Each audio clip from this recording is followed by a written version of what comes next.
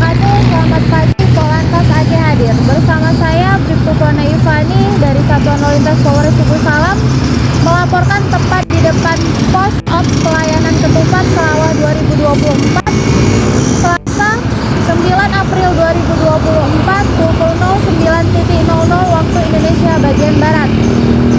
Dapat kita lihat situasi arus lalu lintas terkini dari arah Sumatera Utara menuju Aceh Selatan. Begitu pula sebaliknya dari arah Aceh Selatan menuju Sumatera Utara terpantau aman dan lancar.